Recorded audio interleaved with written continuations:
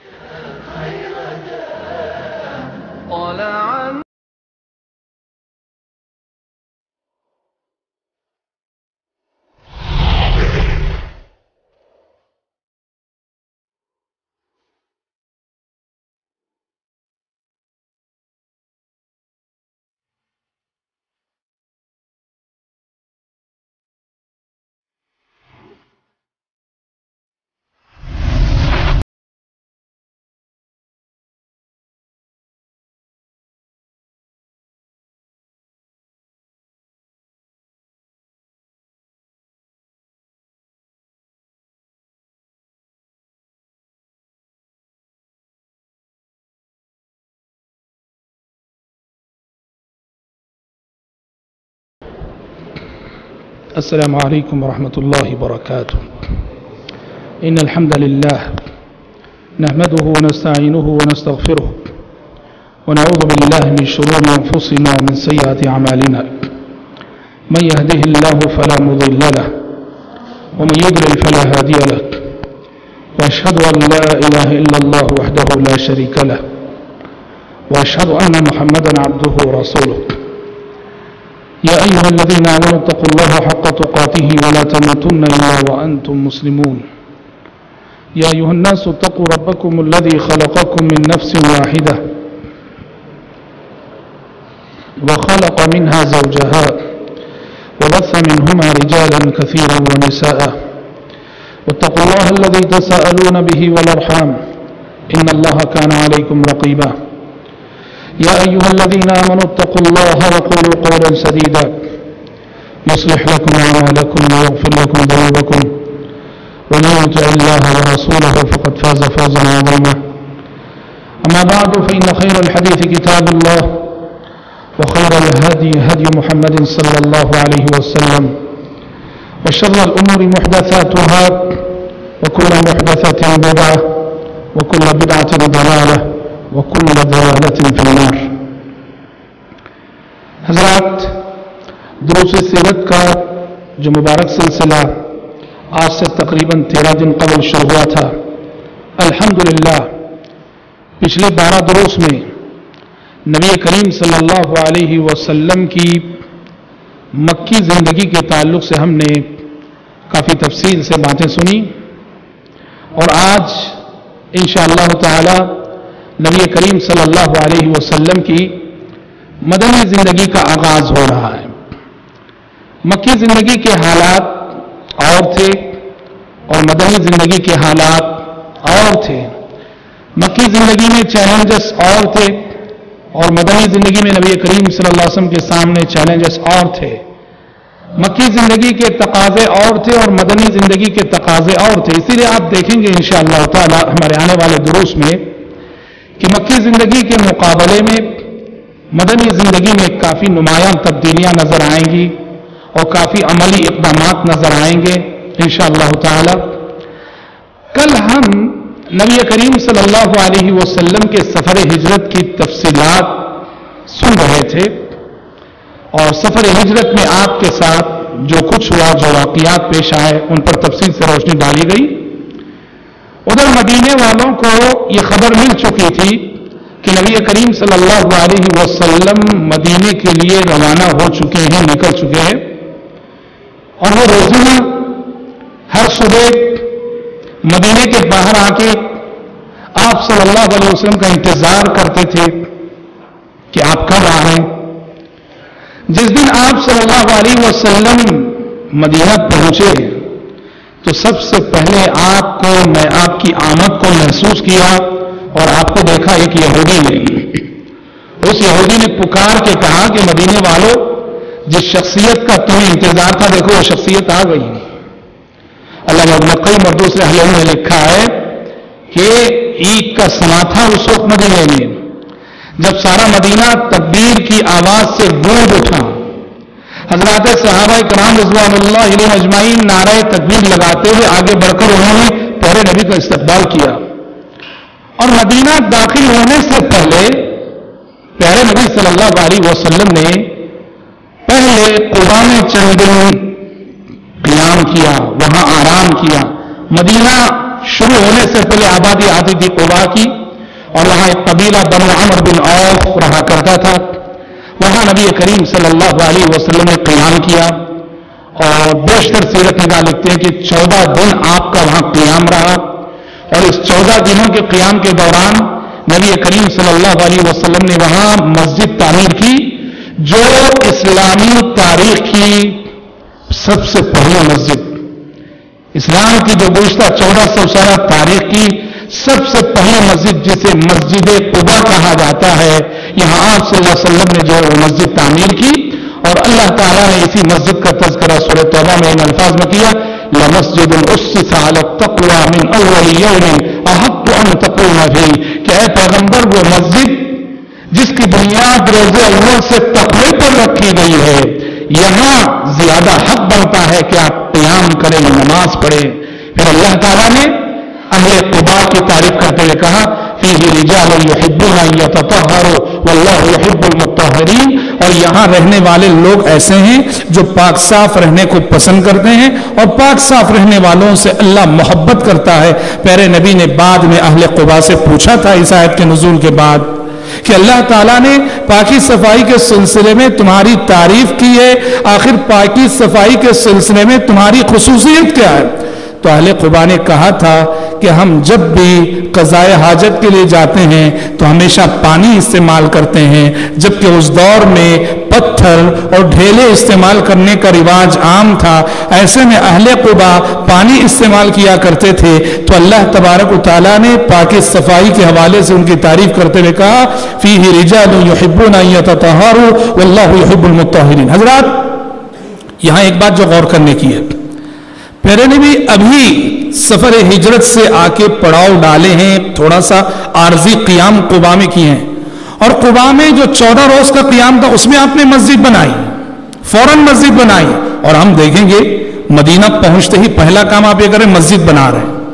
قباء پہنچے فوراً مسجد بنائیں، اور قباء سے جب آگے بڑھ کے مدینے میں داخل ہوئے فوراً مسجد بنائیں۔ اس سے پتہ چلتا ہے جہاں بھی مسلمان بستے ہیں، جہاں بھی مسلمان جیتے ہیں، وہاں مسجد کا پایا جانا ضروری ہے۔ مسلم محلہ ہو اور مسجد نہ ہو یہ ہو نہیں سکتا، مسلم بستی ہو اور مسجد نہ ہو یہ ہو نہیں سکتا۔ بہت غیر ذمہ دار ہیں وہ مسلمان، اور دین سے بہت دور ہے وہ مسلمان کہ پورا محلہ مسلم ہو اور مسجد بنانے کی فکر نہ کرتے ہوں، پوری آبادی مسلم ہو اور وہاں کوئی مسجد نہ ہو۔ قباء میں 14 دن کے لیے رک رہے ہیں تو آپ مسجد بنا کے آگے بڑھ رہے ہیں، اور مدینے میں داخل ہو رہے ہیں تو پہلے آپ مسجد بنا رہے ہیں۔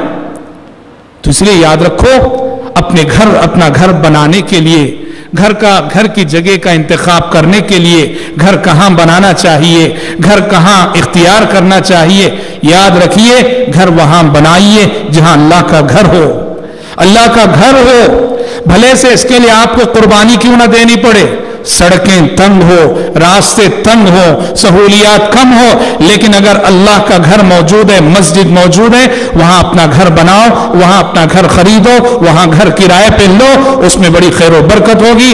آپ کی آنے والی نسلوں کی تربیت خود بخود مسجد آتے جاتے رہنے سے ہو جائے گی۔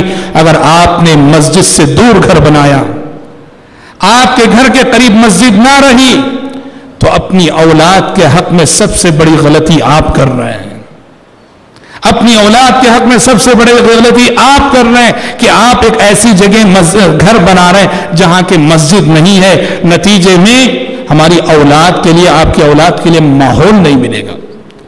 آج ہمارے گھروں کی صورتحال ایسی ہے کہ گھروں میں تربیت ہونا مشکل ہے، بہت کم گھر ہیں جہاں تربیت کا ماحول ہے۔ آج بچوں کی تربیت، نوجوانوں کی تربیت مسجدوں سے ہو رہی ہے، وہ مسجد آتے ہیں، درس سنتے ہیں، خطبے سنتے ہیں، بیانات سنتے ہیں، واعظ و نصیحت کی باتیں ان کی تربیت ہوتی ہے۔ تو پیارے نبی نے قباء میں بھی اور مدینہ آنے کے فوراً بعد جو مسجد بنائی، اس سے یہ عظیم درس ملتا ہے، سبق ملتا ہے کہ ایک مسلمان کی زندگی میں مسجد کا کافی عمل دخل ہے، کافی اہمیت۔ 14 دن قباء میں قیام کرنے کے بعد پیارے نبی صلی اللہ علیہ وسلم مدینے کی سمت آگے بڑھے۔ قباء یوں کہیے کہ مدینے کا آنگن ہے قباء، قباء سے آگے بڑھیں تو مدینہ آتا ہے۔ تو مدینے سے بنو النجار کے لوگ پیارے نبی کا استقبال کرنے کے لیے آئے، سب تلواریں لٹکائے ہوئے۔ عربوں کا طریقہ تھا، کسی معزز شخصیت کا استقبال کرنا ہوتا تلواریں ہتھیار لٹکائے ہوئے آتے تھے، جس کا مطلب یہ ہے کہ ہم ان تلواروں سے آپ کی حفاظت کریں گے۔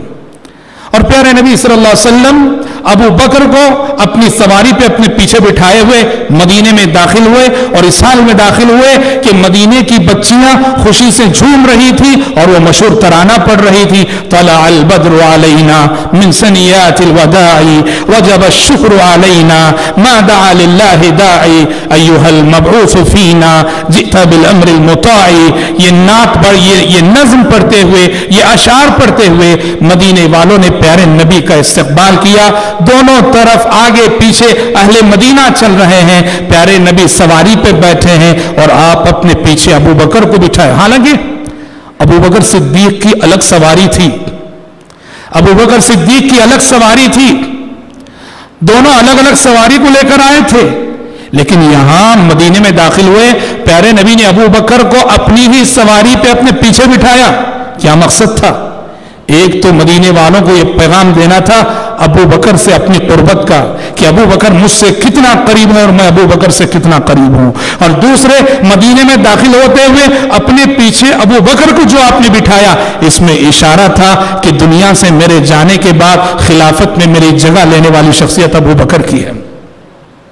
پیارے نبی مدینے میں داخل ہوئے، اور مدینے کے ہر صحابی کی یہ خواہش تھی کہ پیارے نبی کی مہمان نوازی کا شرف ہمیں حاصل ہو، وہ سعادت ہمیں حاصل ہو، پیارے نبی پہلے ہمارے گھر مہمان بنے۔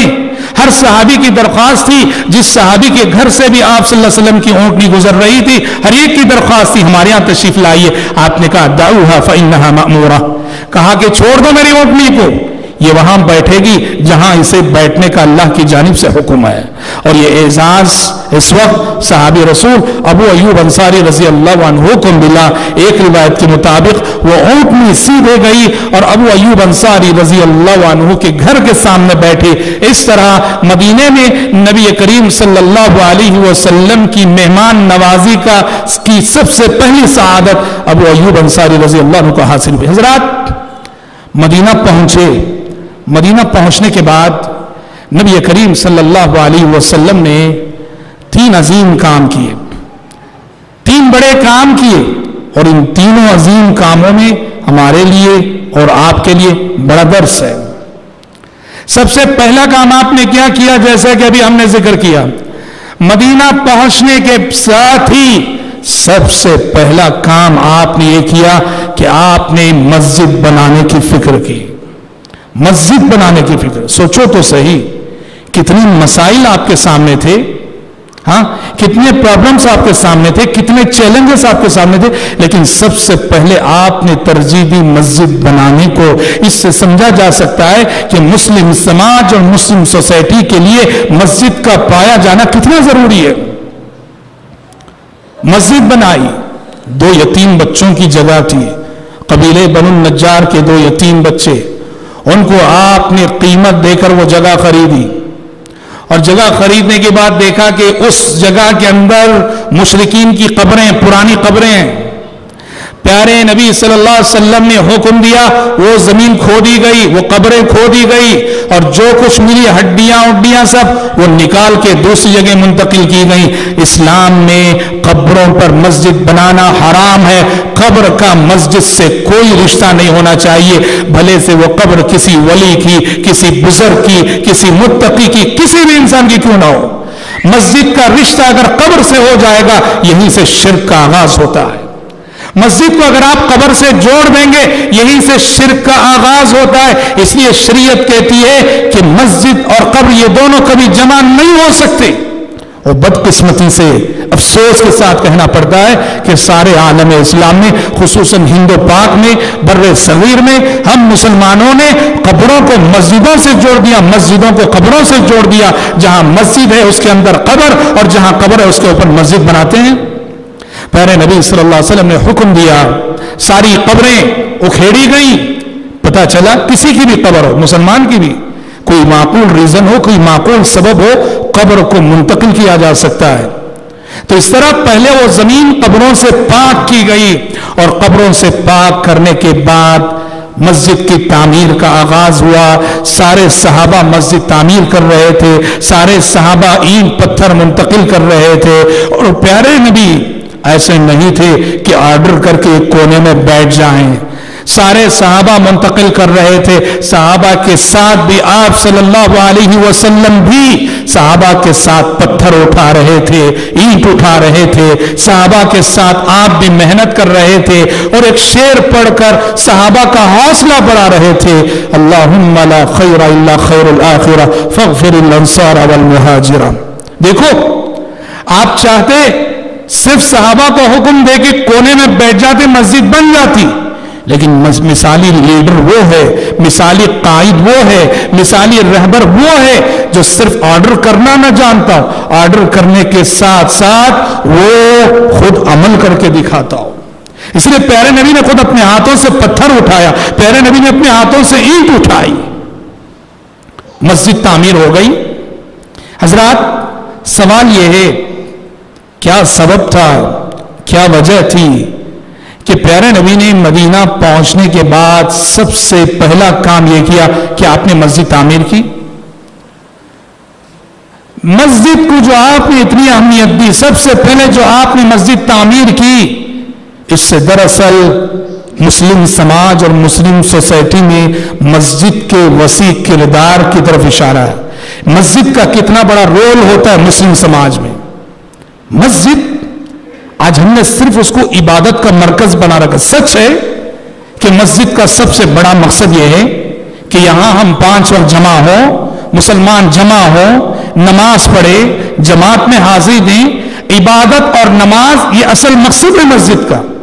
لیکن عبادت کے علاوہ بھی مدینے کے مسلم معاشرے میں مسجد نبوی کے کردار اور مسجد نبوی کے رول کو دیکھیے, بڑا وسیع کردار رکھتی ہے مسجد. چنانچہ آپ دیکھیں گے مسجد نمازوں کا مرکز, عبادت کا مرکز ہونے کے ساتھ ساتھ مسلمانوں کی اجتماعیت کا بھی مظہر ہے, مسلمانوں کی یونٹی, مسلمانوں کا اتحاد اور مسلمانوں کے اتفاق کا ایک ثبوت ہے مسجد. کیسے؟ مسجد میں جو 5 وقتہ حاضری ہوتی ہے, یہ حاضری خود بخود مسلمانوں کے دلوں میں ایک دوسرے سے ہمدردی پیدا کرتی ہے. ایک دوسرے کے حالات سے ہم واقف ہوتے ہیں, ایک دوسرے کی خبر گیری ہم کرتے ہیں. ایک شخص جو پابندی سے نماز کو آتا ہے, کیسے یعنی مسجد سے ہمدردی کا درس کیسے ملتا ہے, غم خواری کا درس کیسے ملتا ہے, ایک دوسرے کی مدد کرنے کا سبق مسجد کیسے دیتی ہے. ایک شخص جو 5 نماز میں پابندی سے حاضر ہوتا ہو, اگر وہ شخص جو مہینوں سے جس کو آپ پہلی صف میں دیکھتے رہے, دوسری صف میں دیکھتے رہے, 5 نمازوں میں دیکھتے رہے, اگر وہ 1-2 دن نظر نہ آئے, مسجد کے سارے مصلی اس کی کمی کو محسوس کریں گے. سارے نہ صحیح میجارٹی تو محسوس کرے گی. اچھا میجارٹی نہ صحیح کچھ لوگ تو محسوس کریں گے. کیا سبب ہے؟ فلاں صاحب جو پابندی سے آتے تھے, پہلی صف میں جو ہمیشہ کھڑے ہوتے تھے, 2-3 دن سے نظر نہیں آ رہے. جی دیکھو سبحان اللہ, آپ کو پتا چلا اچھا وہ اس لیے نظر نہیں آ رہے ہیں کہ وہ بیمار ہیں. دیکھیے سبحان اللہ, ایک مجبور کی مجبوری کا آپ کو پتا چلا. اب آپ جاتے ہیں ان کے گھر عیادت کرنے کے لیے, پتا چلا کہ بیمار بھی ہیں, مجبور بھی ہیں, علاج کے لیے پیسہ بھی نہیں ہے, گھر میں بیوی بچے پریشان ہیں, جب سے وہ بیمار ہیں گھر میں گزر بسر مشکل ہو گیا. آپ کیا کرتے ہیں؟ ان کے لیے پیسہ جمع کر کے ان کے تعاون کرنے کی فکر کرتے ہیں. آپ نے اپنے ایک مجبور بھائی کا تعاون کیا, یہ سبق کس نے دیا؟ مسجد کی عبادتوں نے دیا۔ اس طرح مسجد مسلمانوں کی اجتماعیت، ہمدردی اور غمخواری کا درس دیتی ہے۔ اسی طرح میرے بھائی، مسجد بے سہارا لوگوں کا سہارا ہے، بے آسرا لوگوں کا آسرا ہے۔ آپ دیکھیے نبی کریم صلی اللہ علیہ وسلم کے زمانے میں وہ صحابہ جن کا مدینے میں کوئی گھر نہیں تھا، کوئی خاندان نہیں تھا، کوئی کنبہ نہیں تھا، کوئی قبیلہ نہیں تھا، ان کا اپنا کوئی نہیں تھا، کہاں رہتے تھے وہ صحابہ؟ مسجد نبوی میں رہتے تھے۔ مسجد نبوی کو سے متصل ایک چبوترا تھا جسے صفہ کہا جاتا تھا، اس چبوترے پر، اس صفے پر رہا کرتے تھے، اور ان صحابہ کے لیڈر تھے ابو ہریرہ رضی اللہ عنہ، اور ان کی تعداد تقریباً 70 کے قریب رہا کرتی تھی۔ اس طرح مسجد سوسائٹی، سماج کے ان غریبوں، ناداروں کا سہارا اور ان کا مرکز ہوتی تھی جن کا کوئی ٹھکانہ نہیں۔ اور مسجد دارالفتہ ہے، وہ مسجد دارالفتہ ہے۔ وہ کسی کو بھی فتوے کی ضرورت ہو، یہاں سے فتویٰ ملتا تھا۔ عہد نبوت میں کسی بھی صحابی صحابیہ کو کوئی مسئلہ دریافت کرنا ہوتا، سیدھے مسجد نبوی آ جاتے، سیدھے مسجد نبوی آ جاتے اور وہاں فتویٰ پوچھ لیتے۔ اس طرح مسجد دارالفتہ ہوئی۔ مسجد دارالفتہ ہونے کے ساتھ ساتھ دارالقضاء بھی ہے۔ دارالقضاء یعنی کورٹ۔ نبی کریم صلی اللہ علیہ وسلم کے زمانے میں کتنے چھوٹے بڑے فیصلے مسجد نبوی میں ہوا کرتے تھے۔ اس طرح مسجد کی حیثیت کورٹ کی بھی ہے، جہاں آپ صلی اللہ علیہ وسلم بحیثیت جج لوگوں کے فیصلے فرمایا کرتے تھے۔ اور حضرات، مسجد یہ مدرسہ بھی ہے، یہ اسلامک یونیورسٹی بھی ہے، یہ اسلامک کالج بھی ہے۔ اسلامی تاریخ کی سب سے پہلی یونیورسٹی مسجد نبوی ہے۔ اسلامی تاریخ کی سب سے پہلی اسلامک کالج مسجد نبوی ہے۔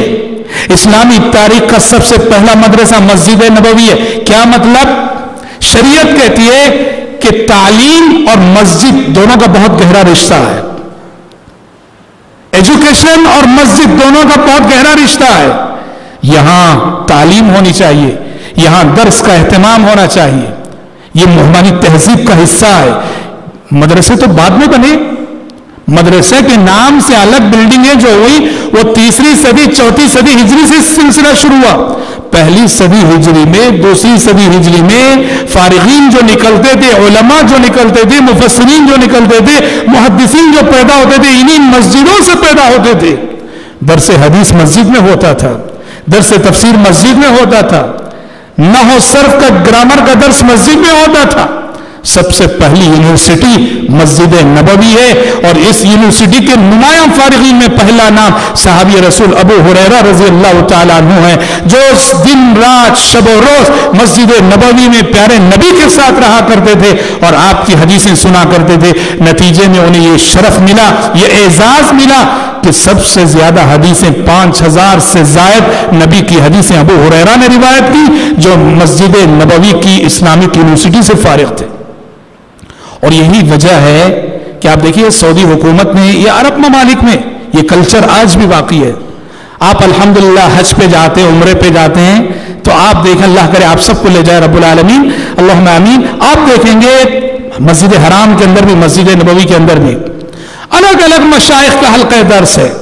کہیں کوئی شیخ ہیں جو حدیث پڑھا رہے ہیں، کہیں کوئی شیخ ہیں جو تفسیر پڑھا رہے ہیں، کہیں کوئی شیخ ہیں جو عقیدہ پڑھا رہے ہیں، کہیں کوئی شیخ ہیں جو فقہ پڑھا رہے ہیں۔ حتیٰ کہ مسجد نبوی کے اندر گرامر، عربک لینگویج، یہ سب چیزیں پڑھائی جاتی ہیں۔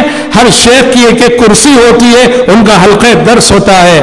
آج بھی مسلمانوں نے اس کلچر کو باقی رکھا ہے، تو لہٰذا مسجد ہو وہاں مکتب ہونا چاہیے۔ ہندوستان میں الحمدللہ جو صباحی مسائی مکتب چلتا ہے، صبح و شام ہماری قوم کے ننھے معصوم بچے صبح فجر بعد، شام کو عصر بعد اور کہیں مغرب بعد، بلکہ بعض مساجد میں الحمدللہ سارا دن جو شعبہ تحفیظ چلتا ہے، یہ ہماری تہذیب کا حصہ ہے۔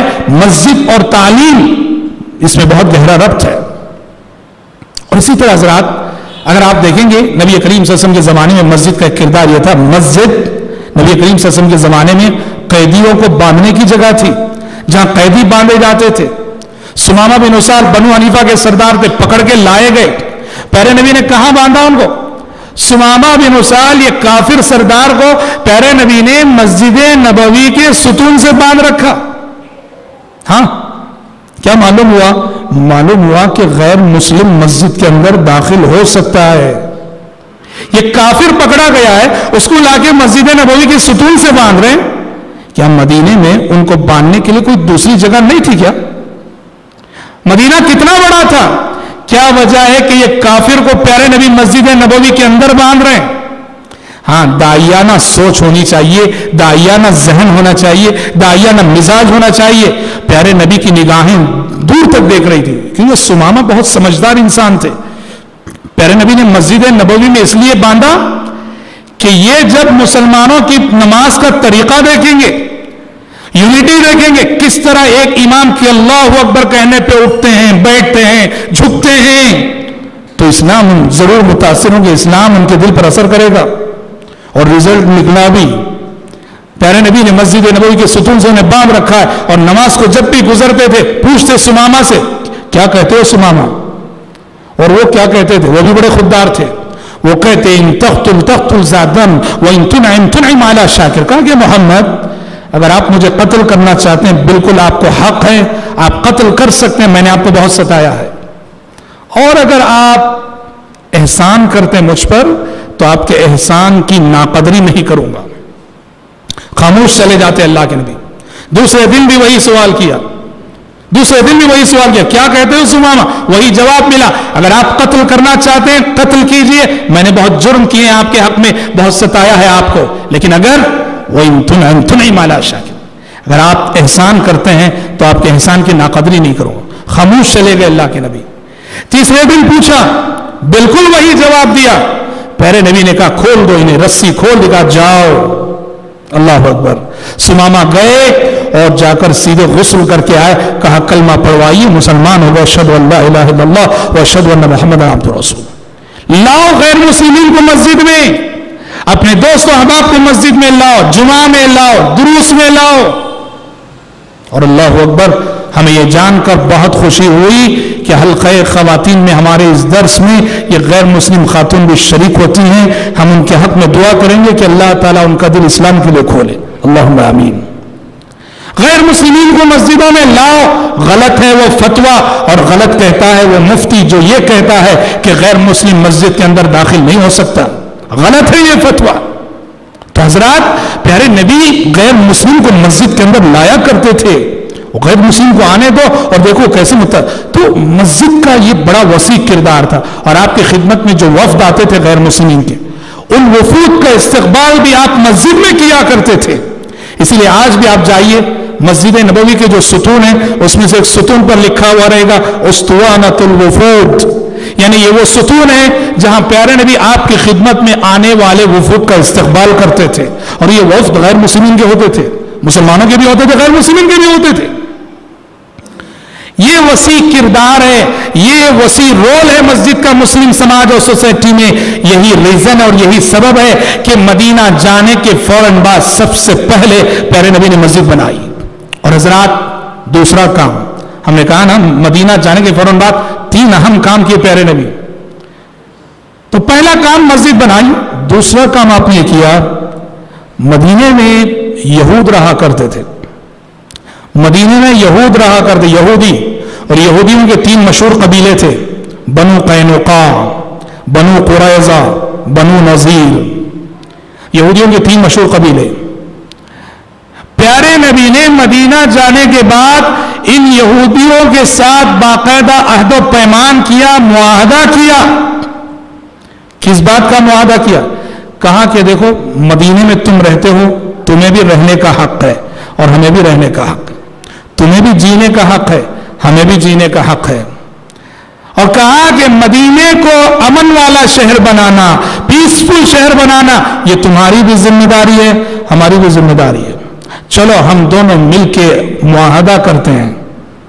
سیرت کی کتابیں اٹھا کے دیکھو, اس معاہدے کو تمام سیرت نگاروں نے ذکر کیا ہے میثاق مدینہ کے نام سے, جہاں مسلمان اور یہودیوں میں معاہدہ ہوتا ہے کہ مدینے کو پرامن شہر بنائیں گے, اور اگر مدینے پر کوئی بھی حملہ کرے ہم دونوں مل کر ڈیفنس کریں گے, دفاع کریں گے. کیا معلوم ہوا؟ اس سے معلوم ہوتا ہے سب سے پہلی بات کہ اسلام مسلمانوں کو یہ تعلیم دیتا ہے جس ملک میں جہاں تم رہتے ہو وہاں اگر دوسرے مذاہب کے ماننے والے لوگ بھی موجود ہیں ان کے ساتھ پرامن طریقے سے جینے کی کوشش کرو، ان کے ساتھ پرامن طریقے سے جینے کی کوشش کرو۔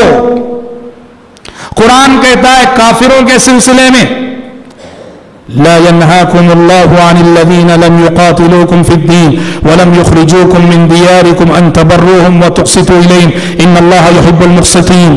قرآن کہتا ہے ایسے غیر مسلم، ایسے کافر جو تم سے دشمنی نہیں رکھتے، تمہیں تمہارے ملک سے نہیں نکالتے، ان غیر مسلمین کے ساتھ حسن سلوک کرنے سے اللہ تمہیں روکتا نہیں، ان غیر مسلمین کے ساتھ انصاف کا معاملہ کرنے سے اللہ تمہیں روکتا نہیں۔ حسن سلوک کرو ان کے ساتھ، انصاف کرو ان غیر مسلمین کے ساتھ، کیونکہ ان اللہ یحب المقسطین، غیر مسلم کے ساتھ انصاف کرنے والوں کو بھی اللہ پسند کرتا ہے۔ یہ بہت بڑی بات ہے، خصوصاً ہم یعنی ہندوستان جیسے ممالک جہاں مسلمان ایک مائنارٹی اور اقلیت کی حیثیت سے نان مسلم میجارٹی کے درمیان رہتے ہیں، یہ سب تعلیمات بڑی اہمیت کی حامل ہیں۔ پیارے نبی نے پہلے کوشش کی یہودیوں سے معاہدہ کر کے پرامن طریقے سے جئیں گے، ہم تم کو نہیں ستائیں گے اور تم ہم کو مت ستاؤ، اور مدینے کا دشمن وہ تمہارا بھی دشمن وہ ہمارا بھی دشمن، لیکن ان یہودیوں نے اس عہد و پیمان کا لحاظ نہیں رکھا۔ آپ دیکھیں گے انشاءاللہ آگے ہم بتائیں گے کہ انہوں نے قدم قدم پہ اس وعدے کو، اس عہد و پیمان کو توڑا، تب نبی کریم صلی اللہ علیہ وسلم مجبور ہوئے ان یہودیوں کو مدینے سے نکالنے پر۔ اگر وہ معاہدوں کو نبھا کے چلتے، وعدوں کو نبھا کے چلتے، پیارے نبی صلی اللہ علیہ وسلم نے کبھی مدینے سے نہ نکالتے۔ اس سے ایک بات یہ بھی معلوم ہوتی ہے، پیارے نبی نے یہودیوں کو جو حقوق دیے مدینہ جانے کے ساتھ ہی کہ مسلم کنٹری میں اسلام جو نان مسلم رہتے ہیں ان کو ان کے مذہبی حقوق بھی دیتا ہے، ان کو جینے کا حق دیتا ہے، ان کو ان کے مذہبی حقوق دیتا ہے۔ مسلم کنٹری میں نان مسلم رہ سکتے ہیں، اسلام انہیں یہ حق دیتا ہے۔ اور حضرات تیسرا اور سب سے اہم کام جو پیارے نبی نے مدینہ جانے کے فوراً بعد کیا وہ کیا ہے؟ وہ ہے کہ آپ کے سامنے مہاجرین کے مسائل کا ایک انبار تھا۔ دیکھو سینکڑوں کی تعداد میں صحابہ مکہ چھوڑ کے آئے ہیں، اور یہ ایسے صحابہ ہیں کچھ نہیں، وہ مکے میں بڑے امیر تھے، بڑے مالدار تھے، سب کچھ تھے، مدینے میں وہ صفر ہیں، کچھ نہیں ان کے پاس، نہ گھر بار ہے، نہ کاروبار ہے، نہ بیویاں ہیں، نہ بچے، کچھ نہیں۔ اللہ اکبر، سب کچھ اللہ کے راستے میں لٹا کر قربان کر کے آئے ہوئے ہیں۔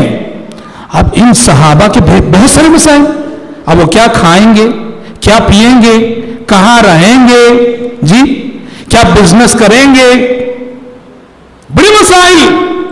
اللہ اکبر، سینکڑوں کی تعداد میں جو صحابہ تھے، مہاجر صحابہ، پیارے نبی صلی اللہ علیہ وسلم نے ان کے مسائل کا کتنا اچھا حل نکالا، کتنا اچھا حل نکالا آپ صلی اللہ علیہ وسلم نے۔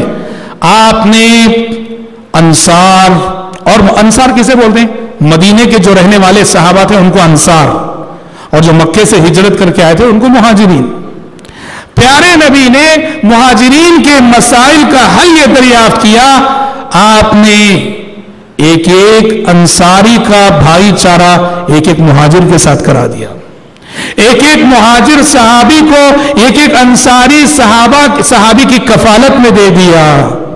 دوسرے الفاظ میں اگر کہیں، آپ نے ایک ایک مہاجر صحابی کو ایک ایک انصاری کا فیملی ممبر بنا دیا، ایک ایک مہاجر کو ایک ایک انصاری کے حوالے کیا، کہا ان کا کھانا، ان کا پینا، ان کا پہننا، ان کا رہنا، ان کا سونا جاگنا سب تمہاری ذمہ داری۔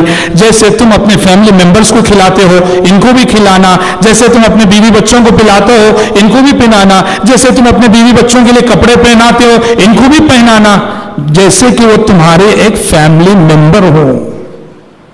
اور حضرات اس موقع سے مدینے کے انصاری صحابہ نے جو قربانیاں دی، وہ میں یہ نہیں کہتا کہ اسلامی تاریخ میں بلکہ پوری انسانی تاریخ میں ایثار و قربانی کی ایک نادر مثال ہے. انصاری صحابہ نے جس طرح دل کھول کر اپنے مہاجر بھائیوں کا استقبال کیا اور ان کے لیے جو قربانیاں دی، اللہ کی قسم آپ اسلامک تاریخ نہیں پوری انسانی ہسٹری پڑھ لیجئے، پوری تاریخ میں ایسی نظیریں نہیں دکھا سکتے آپ. جب ایک انصاری صحابی نے پیارے نبی کے پاس آ کے کہا، اے اللہ کے نبی، میرے 2 باغیچے ہیں، میرے 2 باغ ہیں، میں ایک باغیچہ اپنے اس مہاجر بھائی کو دیتا ہوں، ایک میں رکھ لیتا ہوں. دے دیا. ایک اور انصاری صحابی آئے، آگے کہا اللہ کے نبی میرے 2 بزنس ہیں، میرے 2 کاروبار ہیں، ایک کاروبار میرا اور ایک کاروبار ان کو دے دیتا ہوں. ایک اور انصاری صحابی آئے، آ کے کہا کہ اللہ کے نبی میری 2 بیویاں ہیں، میری 2 بیویاں ہیں، میں ایک رکھ لیتا ہوں اور ایک کو طلاق دیتا ہوں اور طلاق اس کو دیتا ہوں جس کو دیکھ کر یہ میرا مہاجر بھائی پسند کرے. اللہ اکبر. انسانی تاریخ میں ایسی مثالیں نہیں دکھا سکتے آپ، جہاں محض ایمانی رشتے کے تحت انصاری صحابہ نے اپنے مہاجر بھائیوں کے حق میں ایسی قربانیاں دی. آج عدالتوں میں جاؤ، کورٹ میں جاؤ، عدالتوں میں جاؤ، دیکھو کہ کس نے کس کے خلاف کیس کر رکھا ہے. بھائی بھائی کے خلاف کیس لڑ رہا ہے، چچا بھتیجے کے خلاف کیس لڑ رہا ہے، بہن بہن کے خلاف کیس لڑ رہی ہے، رشتہ دار کے خلاف کیس لڑ رہا ہے. عدالتوں میں جو کیس ہیں، آدھے کیس رشتہ دار کے خلاف لڑ رہے ہیں.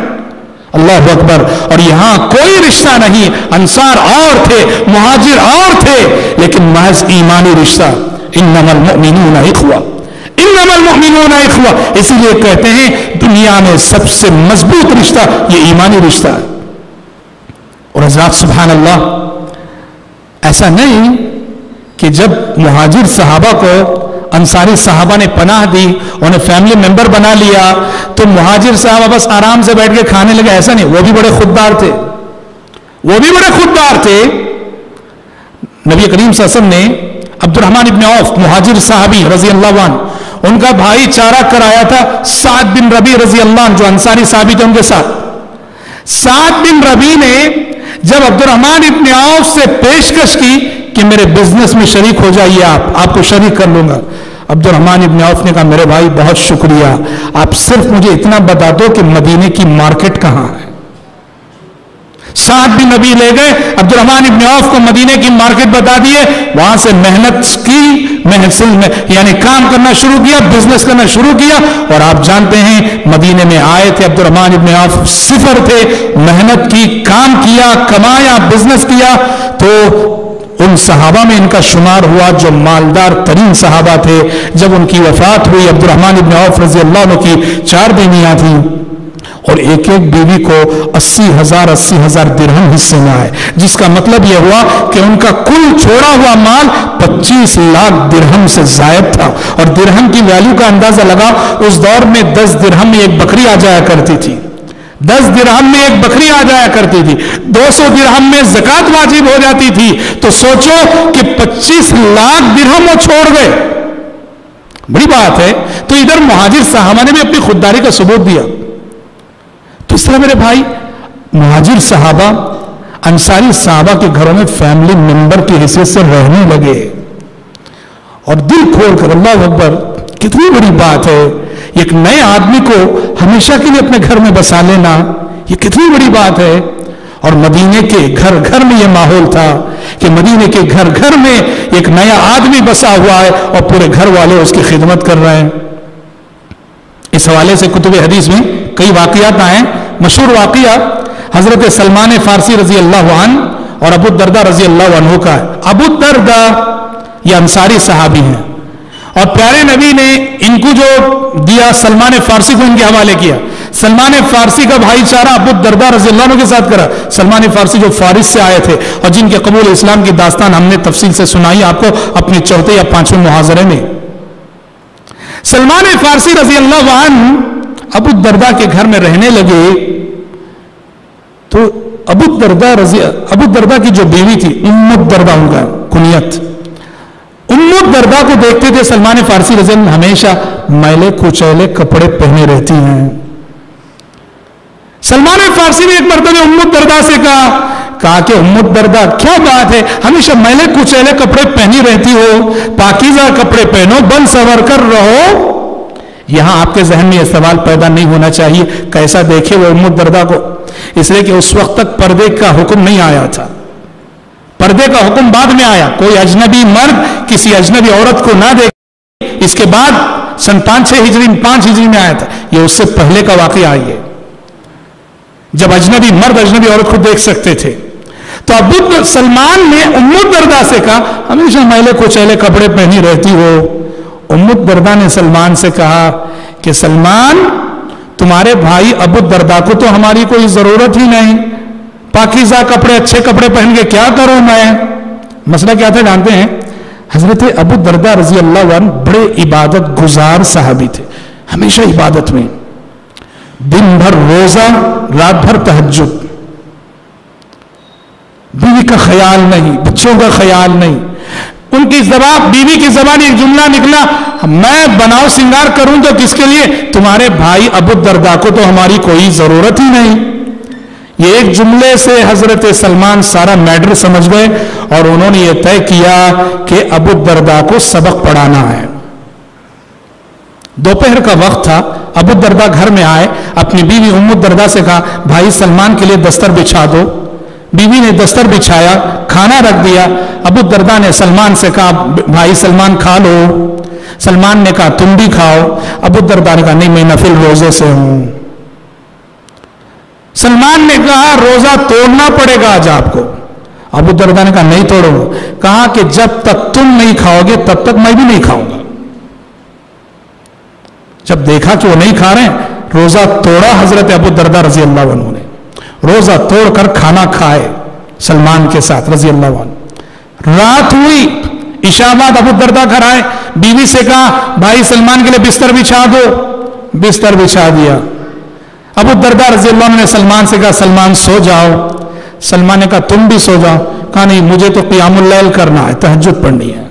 تہجد پوری رات میں کبھی بھی پڑھی جا سکتی ہے، یہ اور بات ہے آخری رات پڑھنا زیادہ افضل ہے۔ تو کہا مجھے تو قیام اللیل کرنا ہے، آپ سو جاؤ۔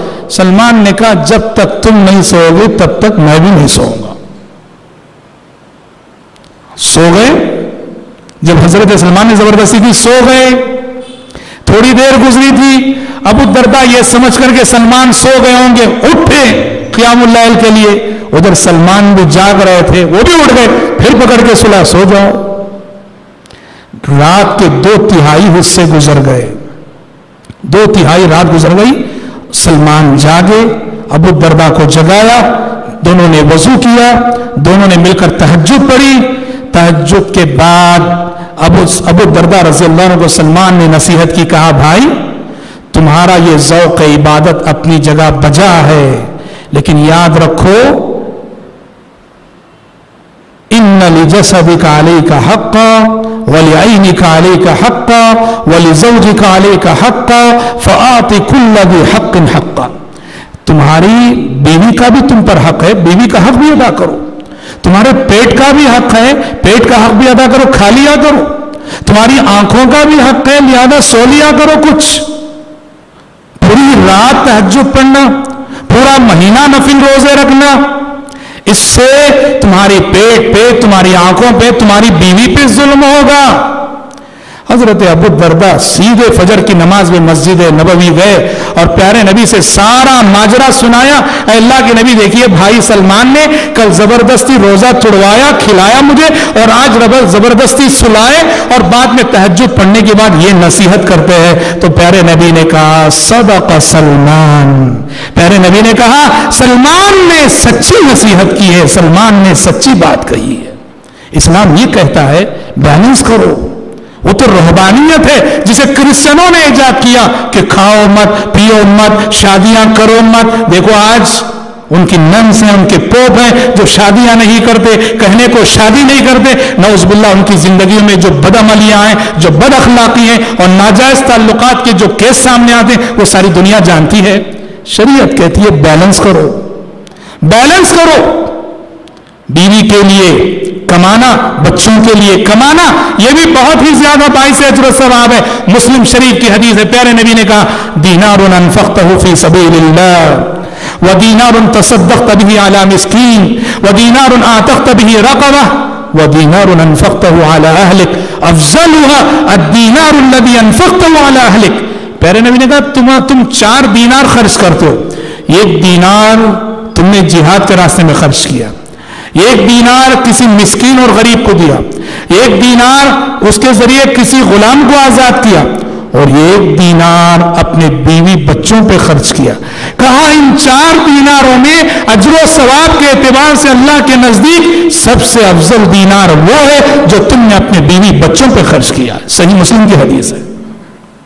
بہت بڑی بات ہے، بہت بڑی بات ہے. تو حضرت سلمان فارسی کا بھائی چارہ پیارے نبی نے جو ابو الدرداء کے ساتھ کرایا تو اس بھائی چارے سے یہ عظیم سبق اس امت کو ملا. حضرات یہ جو نظام مواخات، اس کو کہتے ہیں نظام مواخات، یہ جو بھائی چارہ کرا ہے نا اس کو کہتے ہیں نظام مواخات. یہ جو نظام مواخات ہے یہ حکم آج بھی باقی ہے، آج بھی ہم کر سکتے ہیں. میں جو بات خاص طور پہ کہنا چاہتا ہوں اس حوالے سے وہ یہ ہے کہ آج ہمارے سماج ہندوستانی ماحول میں ہمارے جو نو مسلم بھائی ہیں، ہمارے جو ریورٹس بھائی ہیں بہنیں ہیں، ان کے بے شمار مسائل ہیں. ایک شخص جب اسلام قبول کرتا ہے، ایک ہماری بہن جب اسلام قبول کرتی ہے، ان کی فیملی انہیں دھتکار دیتی ہے، فیملی سے باہر کر دیتے ہیں، ان کی تعلیم کا سلسلہ رک جاتا ہے، وہ بے سہارا ہو جاتے ہیں. ریورٹس کے اتنے پرابلمز ہیں، اتنے مسائل ہیں. ایک شخص کلمہ پڑھنے کے بعد وہ پہلے کرسچن تھا مسلمان ہو گیا، ہندو تھا مسلمان ہو گیا، سکھ تھا مسلمان ہو گیا، مسلمان ہونے کے بعد اتنے مسائل میں گھرتا ہے. سوال یہ ان مسائل کا حل کیا ہے؟ ایک ہوتا ٹیمپروری وقتی طور پہ اسے کچھ پیسہ دے دیے، یہ ٹیمپروری حل نہیں چاہیے، پرماننٹ سولوشن چاہیے. ہمارے جو بھائی اور بہنیں ریورٹس ہیں ان کا پرماننٹ سولوشن اسلام جو ہے اس نظام مواخات کی شکل میں اپنے پاس رکھتا ہے. اس سنت کو نافذ کریں ہم. ایک ایک مسلم گھرانہ، ایک ایک فیملی ایک ایک ریورٹ کی ذمہ داری لے لے. اس کا کھانا، اس کا پینا، اس کی تعلیم. عید آئے تو جیسے ہم اپنے بچوں کو سلاتے ہیں اس کو کپڑے سلائیں، جیسے ہم اپنے گھر میں بچوں کو ٹہراتے ہیں اس کو ٹہرائیں. جس سے اپنی فیملی کو جس طرح سے ہم فکر کرتے ہیں، اگر مسلمانوں کی ایک ایک فیملی ایک ایک ریورٹ کی فکر کر لے واللہ ریورٹس کے سارے مسائل ختم ہو جاتے ہیں. ورنہ دیکھو یاد رکھو یہ خود ایک مستقل ٹاپک ہے، انشاءاللہ کسی وقت میں اس پر آپ کے سامنے گفتگو کروں گا. ہمارے جو بھائی ریورٹس ہیں ان کے کیسے کیسے مسائل ہیں، کیا کیا پرابلمز وہ فیس کرتے ہیں، خون کے آنسو رونے کے حالات ہیں. ہم پہلے تو اسلام کی نعمت گھر بیٹھے مل گئی اس کی قدر نہیں، اور جو لوگ اتنی بڑی قربانی دے کے اسلام میں آتے ہیں ان کے ساتھ ہمارا سلوک ایسا ہے پتہ نہیں اللہ کے پاس کیا حشر ہوگا ہمارا. جب ہمارے کئی ریورٹس کو بعض مسجدوں میں محض اس لیے داخل ہونے سے روکا گیا ہے اس نے خطرہ نہیں کیا نکالو اس کو مسجد سے باہر. لا حول ولا قوت الا باللہ. کس نے بتایا سب؟ تو ریورٹس جو ہیں ان کے بڑے مسائل ہوتے ہیں اور سب سے آسان حل یہ ہے ہماری ایک ایک فیملی ایک ایک ریورٹ کی ذمہ داری کو لے لے. یہ جو نظام مواخات ہے بھائی چارہ اس کو اپنا لے واللہ ریورٹس کے سارے مسائل حل ہو جائیں گے. اور میں بتاؤں آپ کو کچھ لوگوں نے ایسا کیا، کچھ لوگوں نے ایسا کیا عملاً. ایک نو مسلم مسلمان ہوا، اس کی ساری ذمہ داری قبول کر لی. جی اس کے 2 بہت بڑے فائدے، اس کی 2 بہت بڑی برکتیں انہوں نے زندگی میں دیکھی. سب سے پہلی برکت یہ ہوئی وہ ریورٹس بردر ہمارا جب سے ان کے گھر میں رہنے لگا، ظاہر بات ہے وہ پردہ تو کرے گا ہی، ایسا نہیں کہ فیملی ممبر کا مطلب یہ نہیں کہ بالکل پردہ اردہ نہیں، پردہ تو کرے گا ہی، ظاہر بات ہے. جی ہاں، جب سے وہ ان کے گھر میں رہنے لگا گھر کے بے دین افراد اسے دیکھ دیکھ کر دیندار بن گئے. انہیں شرم آئی کہ ہم خاندانی مسلمان، ہم پریکٹس نہیں کرتے اسلام کی، اور یہ نو مسلم جو ابھی مسلمان ہوا اللہ اکبر کیسی نمازوں کا پابند ہے، تہجد کا پابند ہے، تلاوت کا. اس کے جذبے کو دیکھ کر گھر کے جو افراد جو دین سے دور تھے ان کی زندگیوں میں دین آ گیا. اور دوسرا فائدہ یہ ہوا جن لوگوں نے اس چیز کو آزمایا ان کا کہنا ہے واللہ جب سے ہم نے اس بھائی کو لے کر پالنا شروع کیا ہے ہماری آمدنی میں غیر معمولی برکت ہو گئی ہے. رب العالمین رزق کے دروازے کھول رہا، اور اللہ کا قانون ہے وَمَا أَنفَقْتُم مِّن شَيْءٍ فَهُوَ يُخْلِفُهُ، جو کچھ تم اللہ کے راستے میں خرچ کرو گے اللہ اس کی جگہ تمہیں اور دے گا اور نوازے گا۔ تو حضرات ہمارے پاس حل موجود ہے، سلوشن موجود ہے، ضرورت اس بات کی ہے اس کو عملی زندگی میں نافذ کرنے کی۔ آج ہم انشاءاللہ تعالی اسی پر اکتفا کرتے ہیں، اسی پر رکتے ہیں، باقی آگے کی جو زندگی ہے، مدینے کے آگے کے جو حالات ہیں وہ انشاءاللہ تعالی اپنے آنے والے کل کے درس میں ہم سنیں گے۔ رب العالمین سے دعا ہے کہ اللہ تعالی ہم سب کو، آپ سب کو نبی کریم صلی اللہ علیہ وسلم کی سیرت کے سانچے میں ہماری عملی زندگی کو ڈھالنے کی توفیق عطا فرمائے، آمین۔ وآخر دعوانا ان الحمد للہ رب العالمین، والسلام علیکم ورحمۃ اللہ وبرکاتہ۔